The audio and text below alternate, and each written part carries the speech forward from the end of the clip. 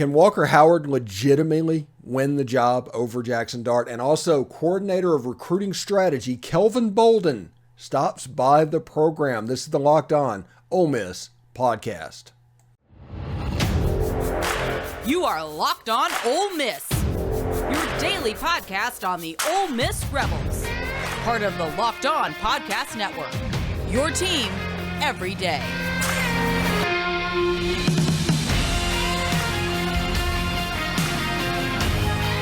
Welcome to the Locked On Ole Miss podcast. I am your host, Stephen Willis. Today, we're going to talk about Walker Howard a little bit.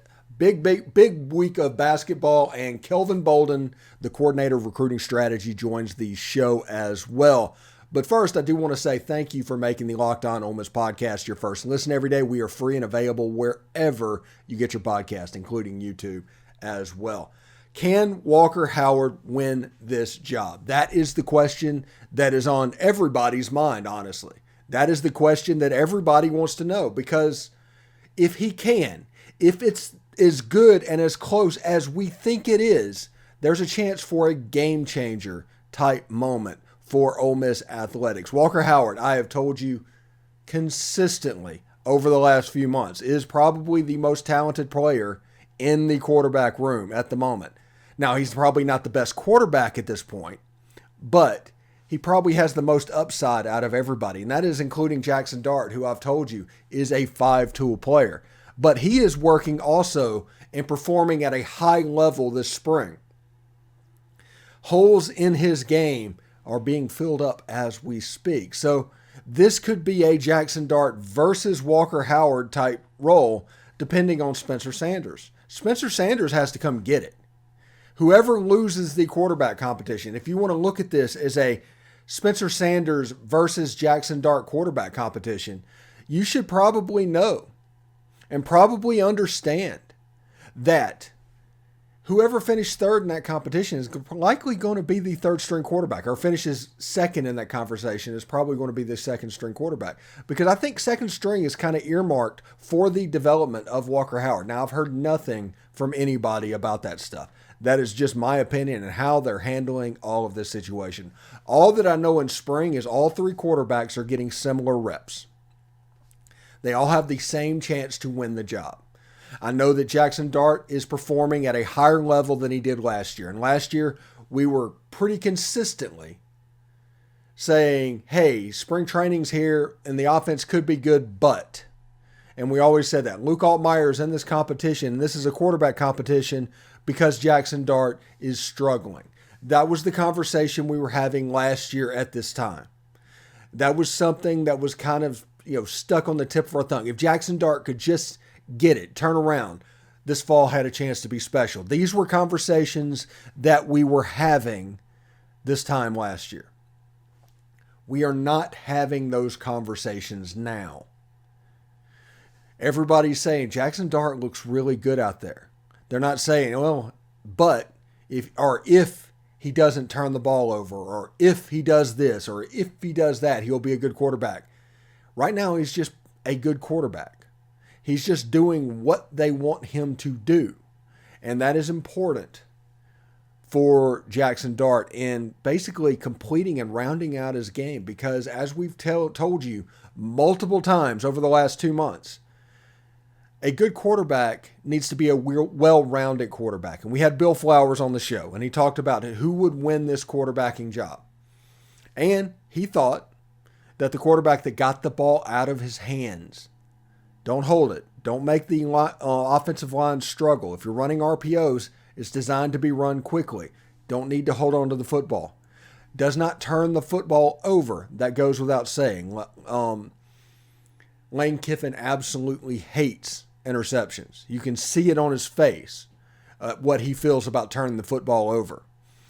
Going to the right decision at the right time. There might be two receivers open on a play and the pass is completed, but that might not be who it was designed to go to. So it might have worked. Ole Miss might have got a first down on that play, but you might have missed a 60-yard touchdown as well. So you need to be able to see that as well and use all parts of the field. We talked about that donut-sized hole in the middle of the field last year. That can't happen. This offense that is so predicated on making linebackers struggle got easy for them towards the end of last season. There was no side to side. There was no passes in the middle of the field. All the linebackers had to worry about was attacking Quinshon Judkins. Even then, they didn't do it all that well, but that was what they were doing. So, Jaxson Dart has those things. Walker Howard has those things. That is what's going to determine this quarterback race. Spencer Sanders has those things. It's not necessarily going to be based on accuracy. It's going to be based on getting the ball out of your hands, decision-making, and not turning over the football. Whoever does that, running the offense as normal, is going to be the quarterback against Mercer. Walker Howard, at this point, has as much chance to be that person as any other quarterback. Jaxson Dart has all the ability in the world. Like I said, he's a 5-tool player. But if he can do those things to where he can become a well-rounded quarterback, he has a chance to take the next step to the point where he has a big year, and after this year, he can declare for the NFL. And that becomes a major thing for him. A 3,500 yard, 30 touchdown, 6 interception type season. That's on the table for Jaxson Dart if he becomes that well-rounded quarterback. If he's the guy that was there last year, he might not win the job this year. He is going to have to take a step. Everybody's going to talk about how well Jaxson improved over the course of the season, and now he's improving during spring. I'm not saying he can't get there, but if he doesn't, there are people on the roster that can legitimately take the job from him. It's just is what it is. Get the ball out of your hand. Don't turn the ball over. Use all parts of the field. Simple as that. If he can do that, he'll be the starting quarterback for Mercer. If not, you could see somebody like Walker Howard potentially walking in through the back door and becoming the quarterback. Because honestly, Walker has been the talk of spring practice. Everybody's talking about his arm. Everybody's talking about the way he runs the offense. He just has to develop. He just has to get there. I think in a perfect world, Lane Kiffin would like Jaxson Dart to win this job. Throw for 3,500 yards, 30 touchdowns, 6 interceptions, like I said. Go pro and turn it over to Walker Howard in year 2 with Damon Williams as his backup. That's how I think that Lane would want to do this. Really interesting. Anyway, coming up after this, the first wave of the transfer portal is probably about to hit.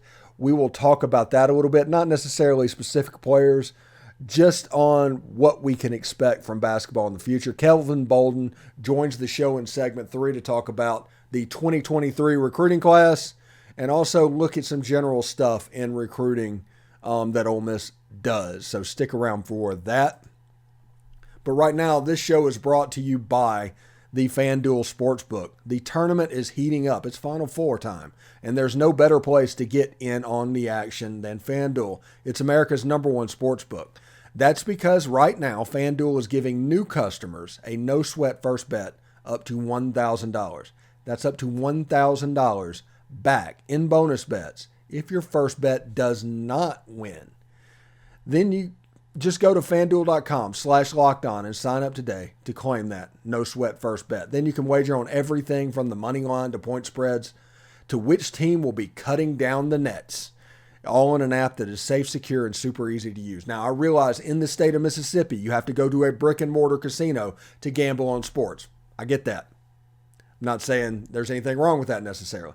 But if you're visiting New Orleans, if you're going to Baton Rouge, Shreveport, over the river in Delta, Louisiana, Memphis, Jackson, Tennessee, Nashville, Tennessee, you can use the FanDuel Sportsbook app. And it's safe, secure, and super easy to use. So don't miss out on your shot at a no-sweat first bet up to $1,000 when you join FanDuel today. Just go to FanDuel.com/lockedon to sign up. Make every moment more with FanDuel.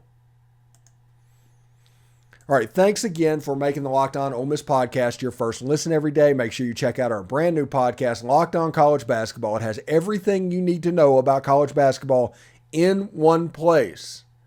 Plus, you get to hear from big-name experts, insiders, coaches, and players. It's Locked On College Basketball. It's available on YouTube and wherever you get your podcast.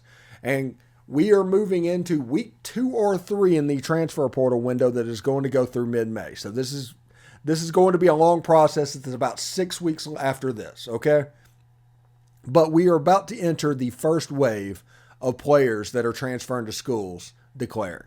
We all know the names that Chris Beard has been interested in. He's been casting a very wide net in the transfer portal, so much so you're not hearing too much on it because it's almost too many names out there. So the first one could drop fairly quickly. I think they're recruiting. They just offered a kid from northern Colorado or something like that. But we will see exactly what Chris Beard and his staff does. Brian Berg, Al Pinkins, I believe, are his assistants. And there might be a third one. I don't know if he's on the field, off the field, or what. And when case, we're waiting to hear about that as well. But Ole Miss has a chance to do something in basketball that it honestly hasn't done. It honestly has not been at this level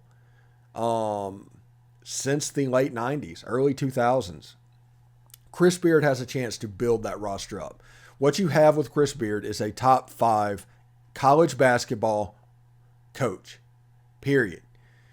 He is somebody that built that team that honestly could auto drive all the way to the Elite 8 with an interim head coach running that system with players that he recruited. He built that roster. The only thing that team did not have was his X's and O acumen. Honestly, if he was still in Texas, he would probably be in the Final Four right now and a favorite to win the national championship. That's the reality of what we're dealing with Chris Beard.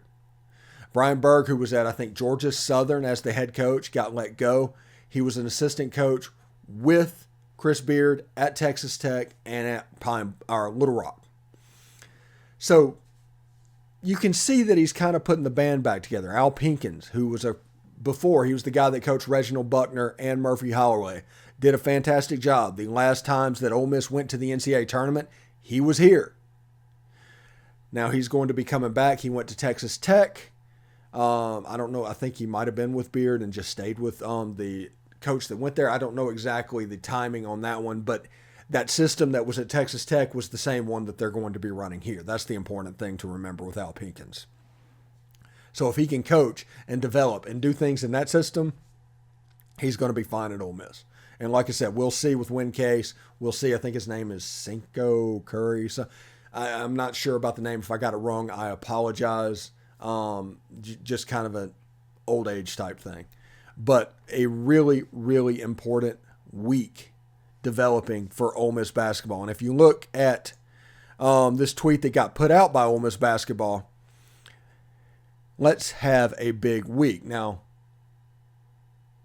what does that mean? Because they're obviously not in the tournament. They're not playing. They're not doing what they're doing. I think this means they're expecting the first players to come on board as well. That's where I get this from, is they're from this tweet and the fact that they're caring about exactly what needs to be done. I'm kind of impressed with what they're doing. They're going to be all over the place. I think the coaching staff for the basketball team have been at Ole Miss spring practice 1 or 2 days. And because of that, you're just building a camaraderie. You kind of an all-for-one mentality. And I think Ole Miss is going to be in a real big position to, honestly, benefit from that. Should be really interesting as well. Anyway, Kelvin Bolden, the coordinator of recruiting strategy, a Coast boy, comes on the show. He talks about Suntarine Perkins. He talks about Ayden Williams. He talks about Jamarius Brown. Talks about general recruiting strategy type stuff, some 30,000 feet type stuff. So really good interview with Kelvin as well. So stick around. Thanks for making the Locked On Ole Miss podcast your first listen every day. We are free and, in fact, available wherever you get your podcast, including YouTube. Do us a favor, subscribe to the YouTube channel, hit the bell for notifications, upvote the video, comment down below. We'd appreciate it very much. Very special guest on the podcast today, Kelvin Bolden, the coordinator of recruiting strategy. Did I get that right, Kevin? Yes, sir. At Ole Miss. A Southern Miss graduate. I think he was on that team in 2011. I forget who the coach was. He went to North Carolina. I forgot his name. Larry Fedora. Yeah, Larry Fedora. Mississippi roots.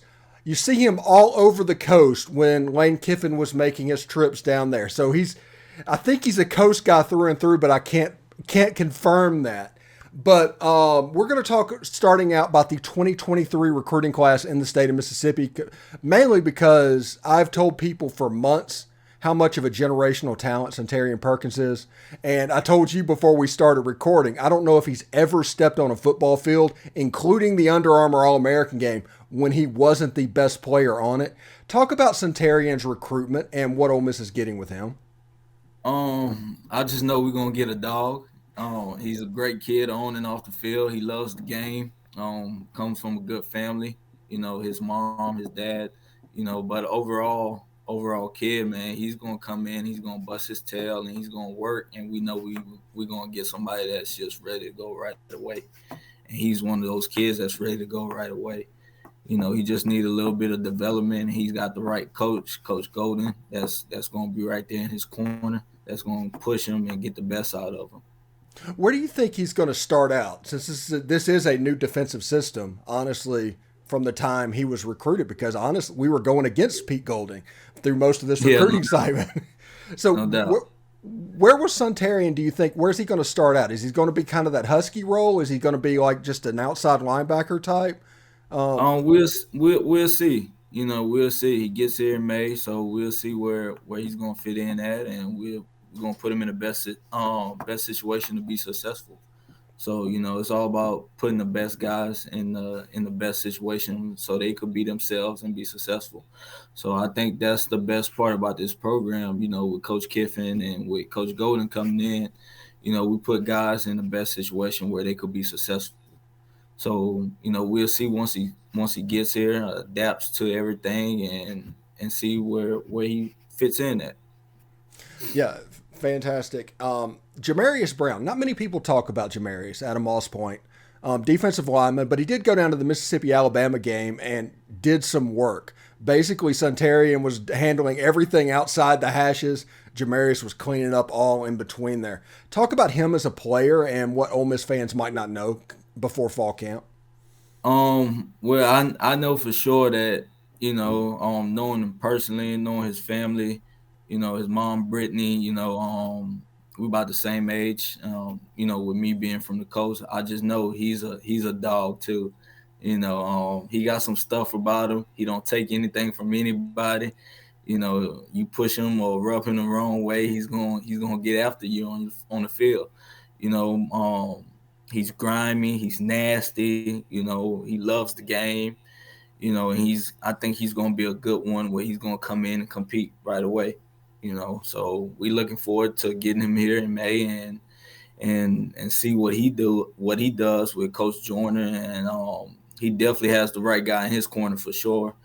Somebody that's young, energetic like Coach Joyner and knows the game and been around some good dudes. So I think that's going to be a fun part with having Jamarius coming in right away.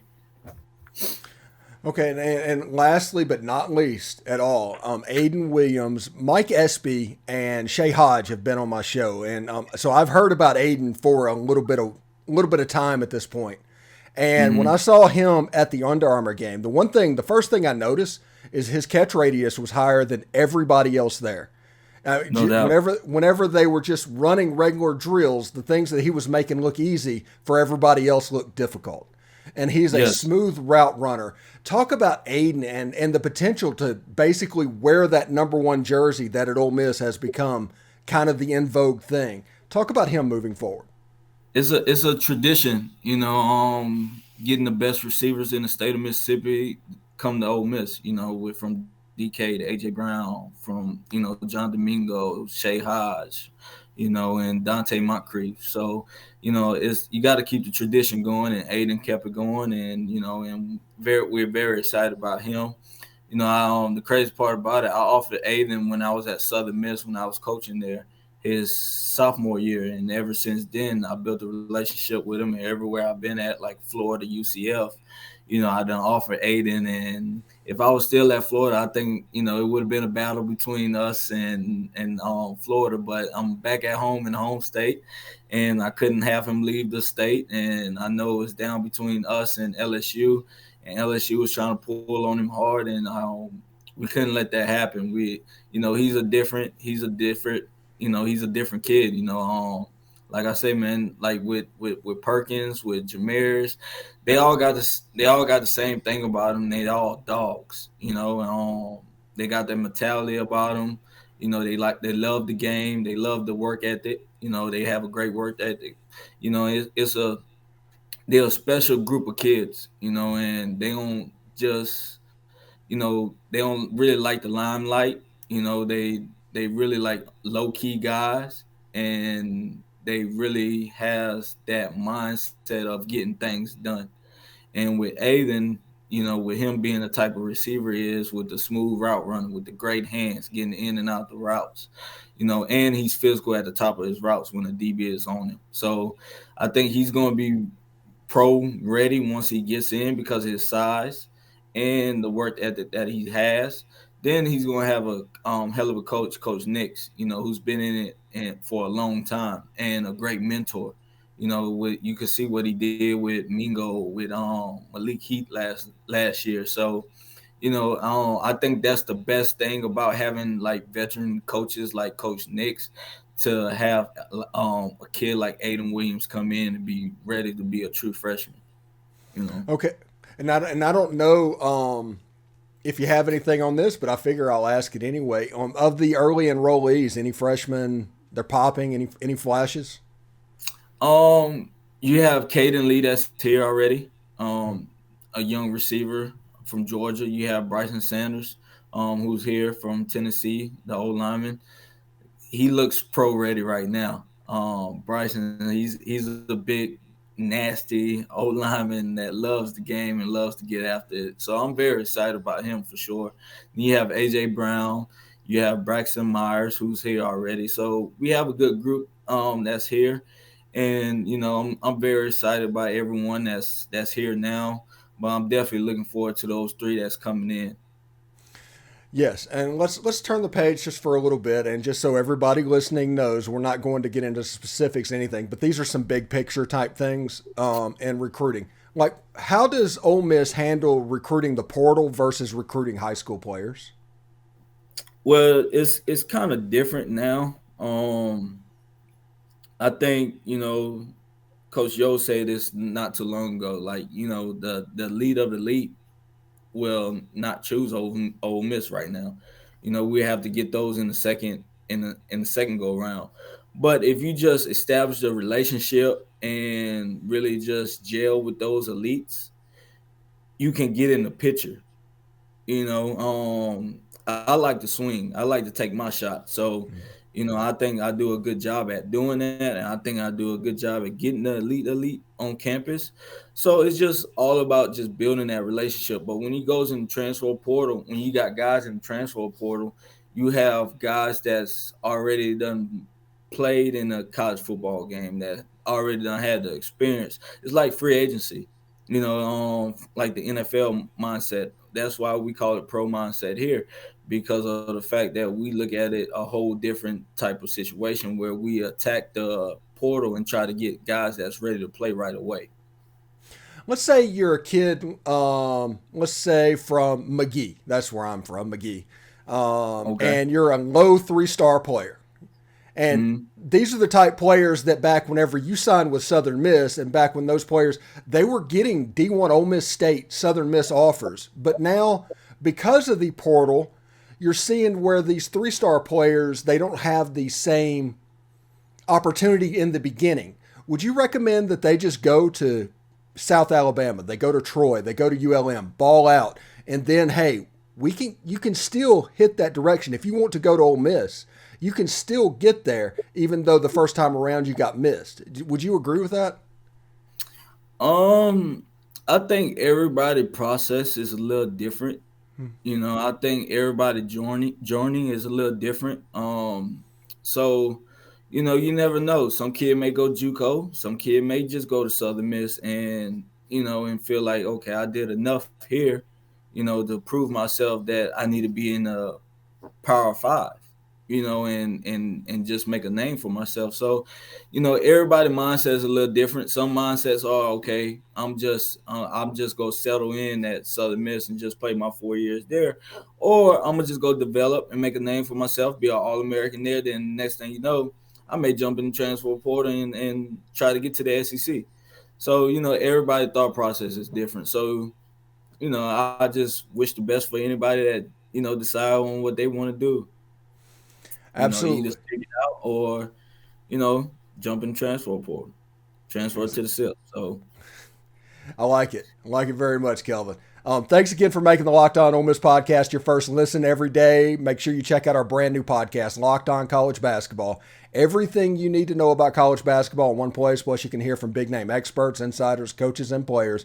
Right now, Ole Miss men's basketball is probably relevant on that channel. Also, there's a Locked On Women's College Basketball, and you know they're talking about Coach Yo at the moment. It's Locked On College Basketball. It's available on YouTube and wherever you get your podcast. Kelvin, thank you so much for stopping by. Hopefully we can do this again, you know, when you're not so busy, but thank you for coming on the show, man.